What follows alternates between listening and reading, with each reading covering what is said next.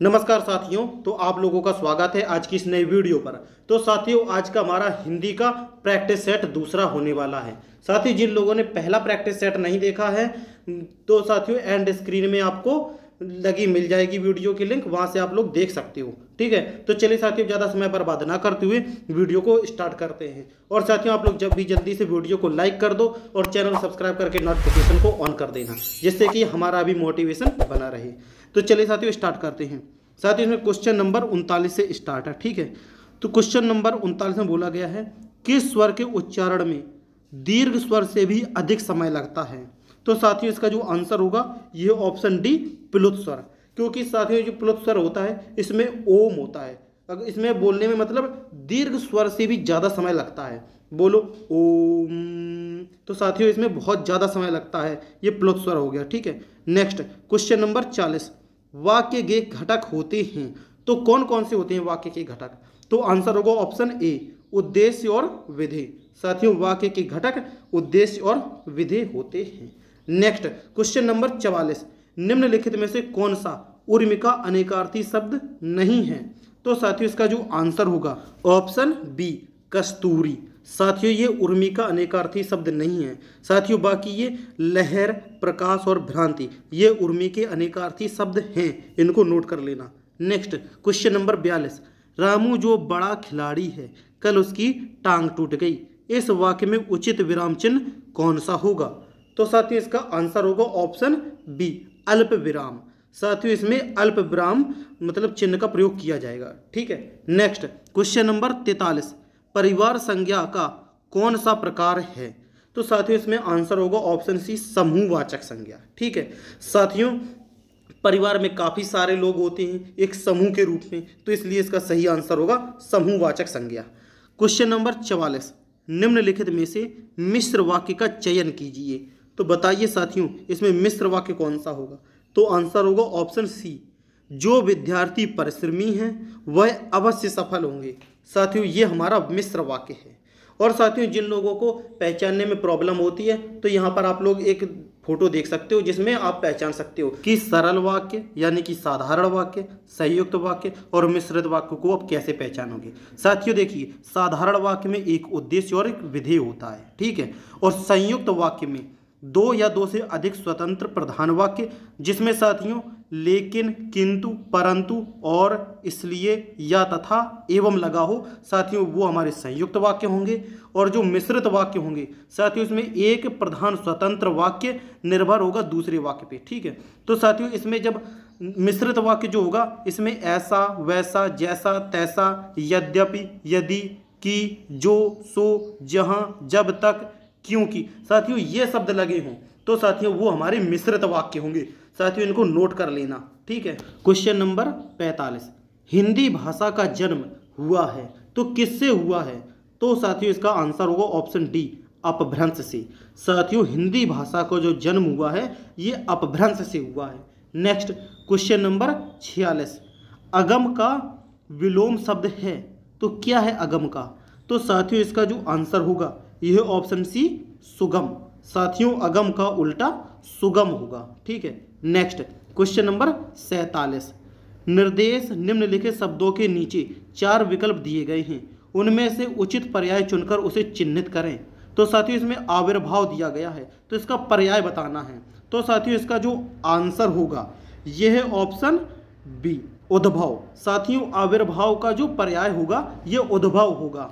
Next question number 48, तैरती चलती है इसलिए नाव को डॉट डॉट डॉट कहते हैं, रिक्त स्थान में निम्नलिखित में से कौन सा शब्द आएगा। तो साथियों आंसर होगा ऑप्शन बी, तरड़ी। साथियों तैरती चलती है इसलिए नाव को तरड़ी कहते हैं। और साथियों ये जो छोटा ई की मात्रा लगी है तरड़ी, साथियों इसका मतलब स्त्री होता है। ठीक है, नेक्स्ट क्वेश्चन नंबर 49, निम्नलिखित में कौन सा शब्द तद्भव नहीं है। तद्भव नहीं है तो मतलब कौन सा तत्सम पूछा गया है। तो साथियों सीधा दिख रहा है ऑप्शन डी, अग्नि। साथियों ये तत्सम शब्द है, बाद बाकी 8, आम और आधा ये हमारे तद्भव शब्द हैं। ठीक है, नेक्स्ट क्वेश्चन नंबर 50, स्पर्श व्यंजन कितने प्रकार के होते हैं। तो साथियों आंसर होगा ऑप्शन डी, 25। साथियों स्पर्श व्यंजन हमारे 25 होते हैं। नेक्स्ट क्वेश्चन नंबर 51 कवि का स्त्रीलिंग इनमें से क्या है? तो साथियों कवि का स्त्रीलिंग क्या होगा? तो साथियों आंसर होगा ऑप्शन डी कवयित्री। साथियों कवि का स्त्रीलिंग कवयित्री होगा। नेक्स्ट क्वेश्चन नंबर 52 जो मुश्किल से खाया जा सके इस वाक्यांश के लिए उपयुक्त शब्द लिखिए। तो साथियों आंसर होगा ऑप्शन सी दुर्भक्ष। साथियों जो मुश्किल से खाया जा सके उसे हम दुर्भक्ष बोलेंगे। ठीक है। नेक्स्ट क्वेश्चन नंबर 53 निम्नलिखित में से भाववाच्य वाक्य का चयन कीजिए। तो साथियों इसमें भाववाच्य पूछा गया है तो आंसर होगा ऑप्शन डी मेरे भाई से लड़ा नहीं जा सका, क्योंकि साथियों इसमें असमर्थता दिखाई गई है। साथियों जिसमें असमर्थता की भावना पैदा हो रही हो वो हमारा भाववाच्य में जाएगा, तो इसलिए इसका सही आंसर ऑप्शन डी मेरे भाई से लड़ा नहीं जाएगा, इसमें भाववाच्य है। नेक्स्ट क्वेश्चन नंबर 54 बीती विभावरी जागरी अंबर पनघट में डुबो रही ताराघट उषा नगरी में कौन सा अलंकार है? तो साथियों इसका जो आंसर होगा यह ऑप्शन डी रूपक। साथियों इसमें रूपक अलंकार होगा। नेक्स्ट क्वेश्चन नंबर 55 दिए गए शब्द युग्म के सही अर्थभेद का चयन कीजिए। तो साथियों इसमें ताक और ताक है, इसमें अंतर बताना है, तो आंसर होगा ऑप्शन बी घूर कर देखना और दीवार का आला। साथियों इसमें ताक का मतलब होगा घूर कर देखना, नहीं कहते ये हमें ताक रहा है यानी कि घूर कर देख रहा है, और ताक का मतलब होता है दीवार का कोना, उसको हम ताक बोलते हैं। ठीक है। नेक्स्ट क्वेश्चन नंबर 56 आदरणीय पंक्तियों के लिए हमेशा किस वचन का प्रयोग होता है? तो बताइए साथियों किस वचन का प्रयोग होता है? तो आंसर होगा ऑप्शन बी बहुवचन। साथियों आदरणीय व्यक्तियों के लिए हमेशा बहुवचन का प्रयोग होता है। क्वेश्चन नंबर 57 इनमें से सकर्मक क्रिया का उदाहरण कौन सा है? तो साथियों इसका जो आंसर होगा यह है ऑप्शन सी सोहन केला खाता है। तो साथियों इसमें सकर्मक क्रिया यानी कि कर्म है, सोहन क्या खाता है? तो केला खाता है। ठीक है। और साथियों बाकी के और वाक्यों में देखिएगा कर्म नहीं होगा। श्याम बहुत तेज दौड़ता है, तो क्या दौड़ता है? पता नहीं क्या दौड़ता है। ऑप्शन बी में देखिए मोहन खाता है, तो मोहन क्या खाता है? खाना खाता है या कुछ और खाता है? पता नहीं। ऑप्शन डी में है राम तेज दौड़ता है, तो राम तेज क्या दौड़ता है? इसका भी कोई कर्म नहीं है, तो इसलिए इसका सही आंसर ऑप्शन सी रहेगा। क्वेश्चन नंबर 58 का किस कारक का प्रसर्ग है? तो आंसर होगा ऑप्शन ए संबंध। साथियों का प्रसर्ग होगा संबंध, क्योंकि साथियों संबंध कारक संबंध में ही काकी के रारी रे आते हैं। अधिकरण में होता है मे पर, कर्म होता है के, और संप्रदान में आता है के लिए। ठीक है। नेक्स्ट क्वेश्चन नंबर 59 निम्नलिखित वाक्यों में से शुद्ध वाक्य का चयन कीजिए। तो बताइए इसमें शुद्ध वाक्य कौन सा होगा? तो आंसर होगा ऑप्शन बी तुम्हारे आने से मैं गदगद हो गई।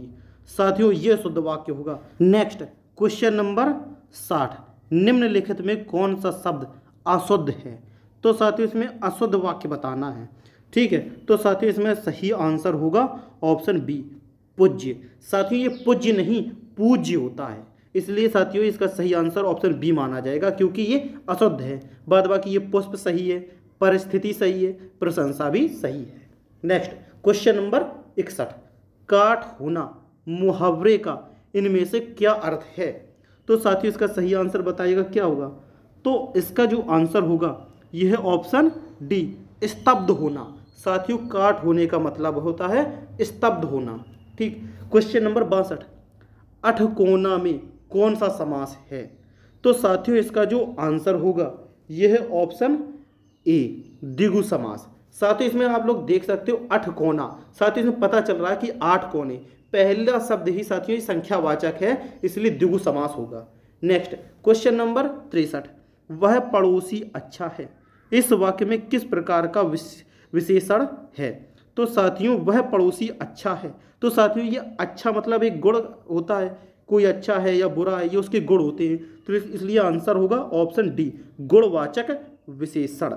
नेक्स्ट क्वेश्चन नंबर 64 इनमें से तंद्रालु में प्रयुक्त प्रत्यय कौन सा है? तो साथियों इसका जो आंसर होगा यह है ऑप्शन बी लू।